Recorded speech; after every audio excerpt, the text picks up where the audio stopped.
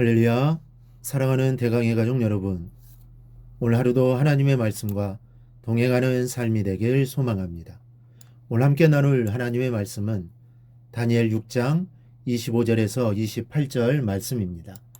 이에 다리오 왕이 온 땅에 있는 모든 백성과 나라들과 언어가 다른 모든 사람들에게 조서를 내려 이르되, 원하건대 너희에게 큰 평강이 있을지어다. 내가 이제 조서를 내리노라.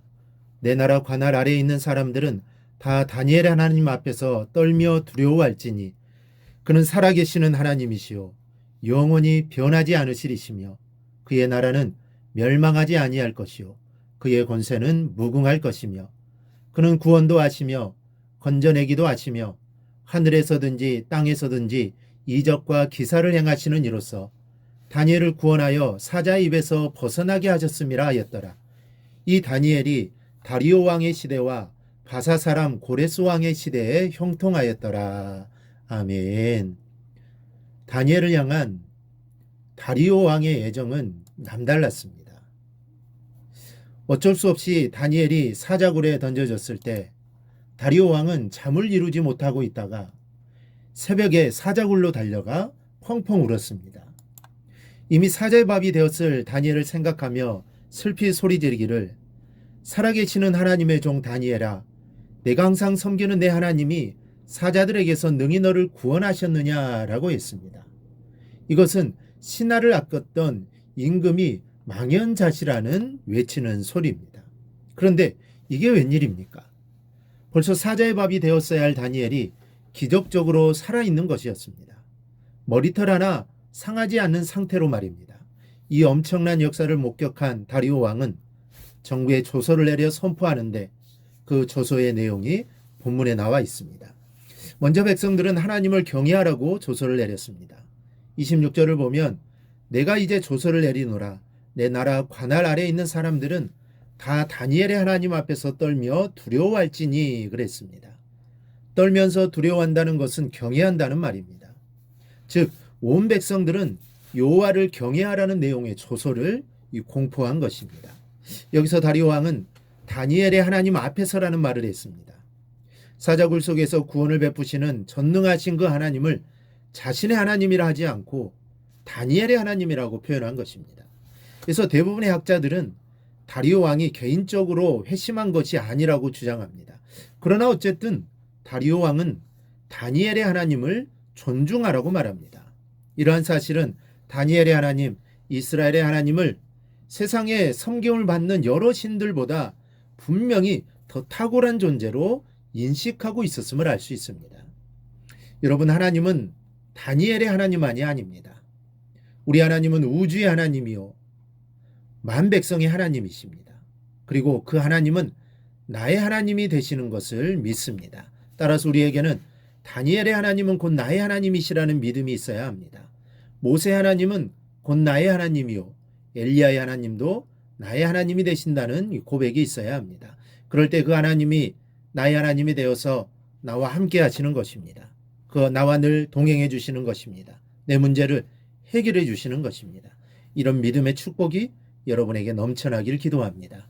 둘째로 살아계시고 영원하신 하나님이시라고 했습니다.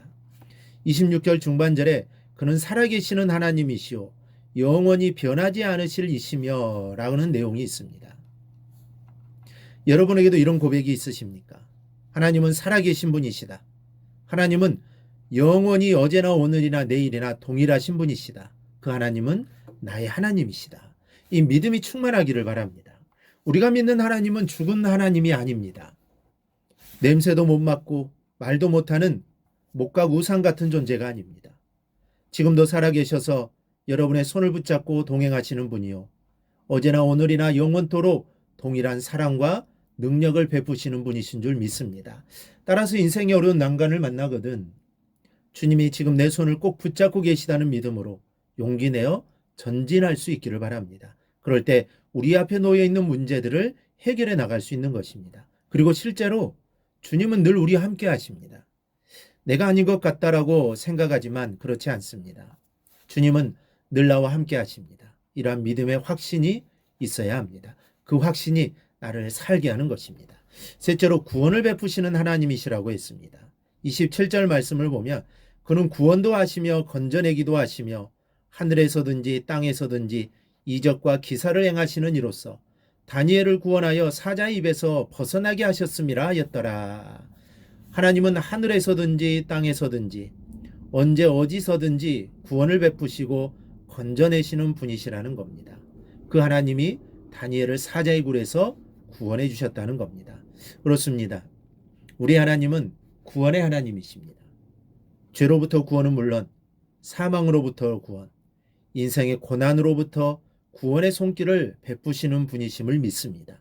오늘 이 말씀을 듣는 여러분의 인생에 구원의 능력이 더욱 크게 임하는 은혜가 충만하기를 바랍니다. 그런데 28절을 보면 아주 중요한 말씀이 있습니다.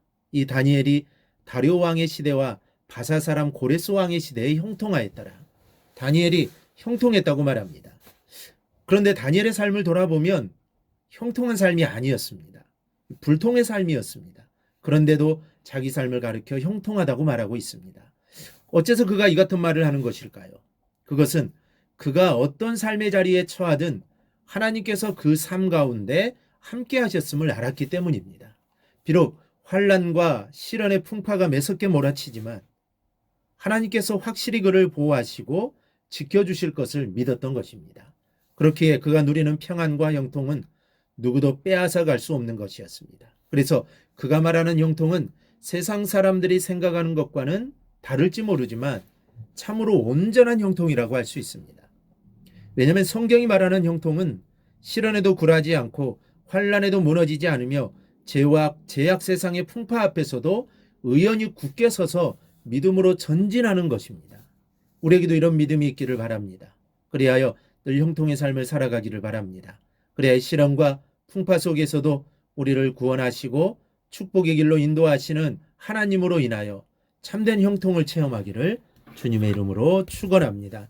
오늘 묵상한 말씀을 굳게 잡고 삶으로 실천하며 살아내는 대강의 모든 성도들이 되기를 축복합니다.